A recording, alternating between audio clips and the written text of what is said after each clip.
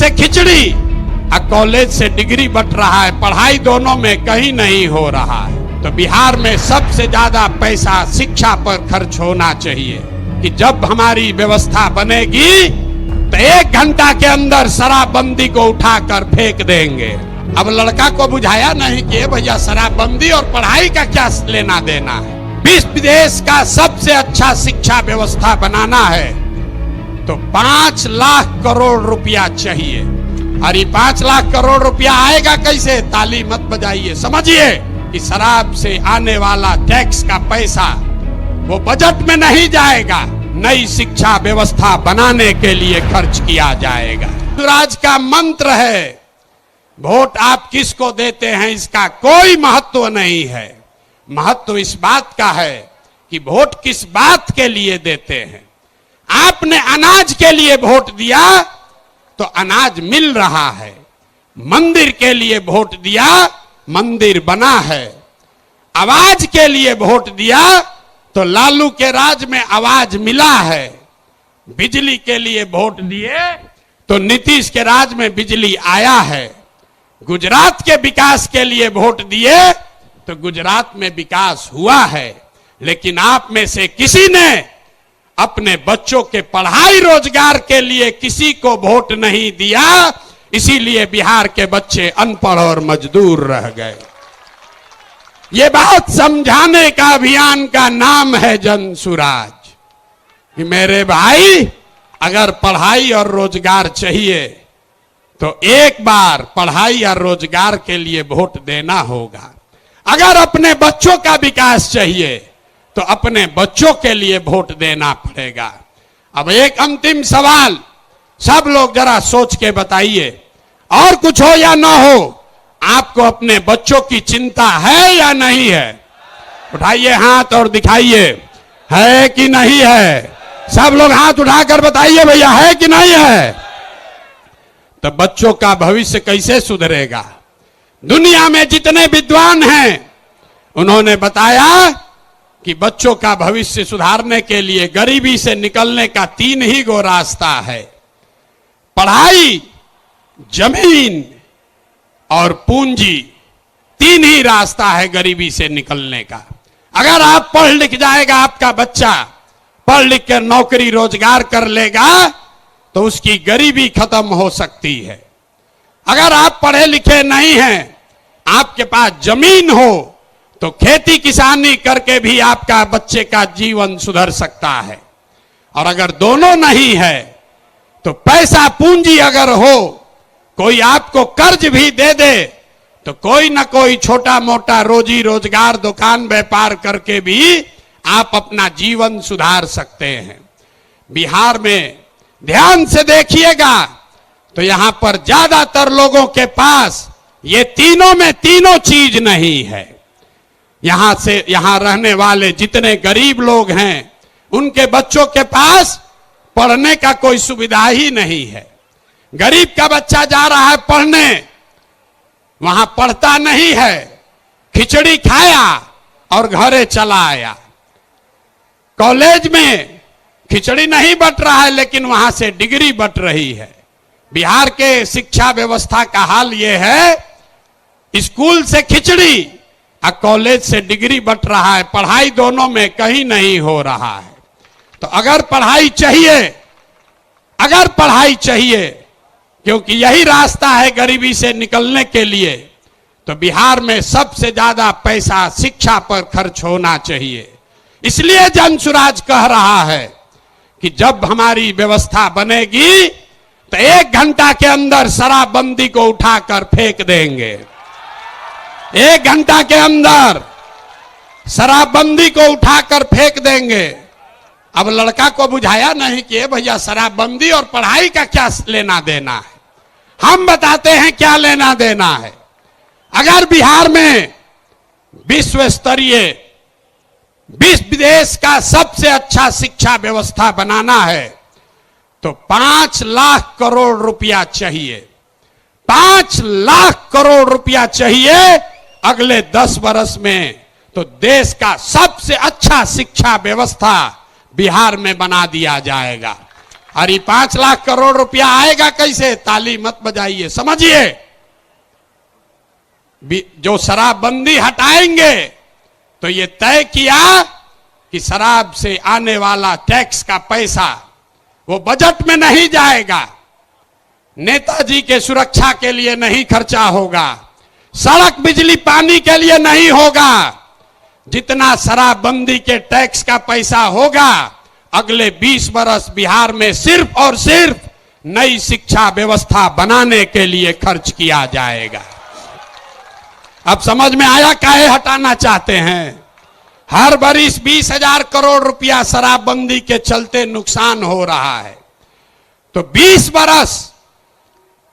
बरस के पैसे को, शराब के टैक्स को अगर आप नई शिक्षा के व्यवस्था के लिए खर्चा करें तो 4 लाख 5 लाख करोड़ रुपया बिहार के बच्चों के मुस्तकबिल को बदलने के लिए उपलब्ध हो जाएगा।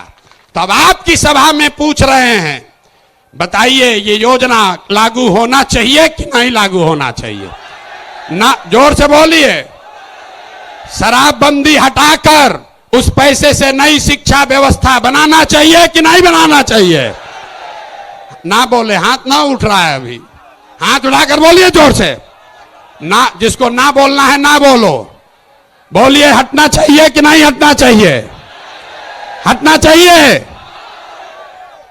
तो हम ये नहीं कह रहे हैं कि शिक्षा व्यवस्था बनाएंगे, उसका रास्ता भी आपको बता रहे। 5 लाख करोड़ रुपया जुटाएंगे इसी बिहार से और ऐसी शिक्षा व्यवस्था बनाएंगे कि पूरे देश से लोग जैसे नालंदा विक्रमशिला में पढ़ने आते थे वैसे यहीं पर पढ़ने आएंगे, तभी बिहार ज्ञान का भूमि फिर से बनेगा। होना चाहिए ना? तो एक बार जोर से ताली बजाइए, तो बजाइए जोर से ताली। ना हुआ?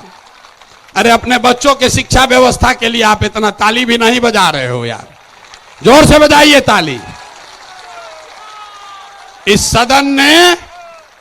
सदन ने इसको अप्रूव कर दिया ना, शराबबंदी जाएगा, नई शिक्षा व्यवस्था आएगी।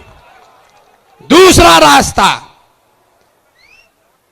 रास्ता, ये 15 बरस से ये शिक्षा व्यवस्था से क्या होगा? 0 से 15 साल से कम उम्र के आपके जितने बच्चे हैं वो इतना बढ़िया पढ़ लेगा कि उसको बिहार की व्यवस्था पर वो बोझ नहीं बनेगा। हम लोग सरकारी विद्यालय में पढ़े हैं, लेकिन हमको नाली गली नहीं चाहिए, हमको अनाज सरकार से मुफ्त में नहीं चाहिए, क्योंकि हम अपने पैर पर काबिल हो गए हैं। तो पहला लक्ष्य है कि 15 साल से कम उम्र के बच्चों के लिए इतनी अच्छी शिक्षा व्यवस्था बना दी जाए कि आने वाली पीढ़ी में कोई बच्चा बिहार की व्यवस्था पर बोझ न बने। लेकिन जो 15 साल से ज्यादा हो गया, अब तो कैसे पढ़ेगा? वापस नहीं पढ़ सकता है। तो उसके लिए जन सुराज का दूसरा सूत्र है, 15 साल से 50 साल के उम्र तक के लोगों को जो फिर से वापस जाकर पढ़ाई नहीं कर सकता है, उसके लिए जन सुराज का मंत्र है, हर हाथ में उसको सरकारी नौकरी मिले या न मिले। हम कह रहे हैं कि साल भर में पलायन रोक देंगे, लोग कह रहा है कैसे रोक देगा? अभी इसी सभा में बताते हैं कैसे रोक देंगे। जन सुराज का मंत्र है, सरकारी नौकरी मिले या न मिले, 10 से 12 हजार रुपया का रोजी रोजगार सबको मिलना चाहिए। और ये मिलेगा कैसे?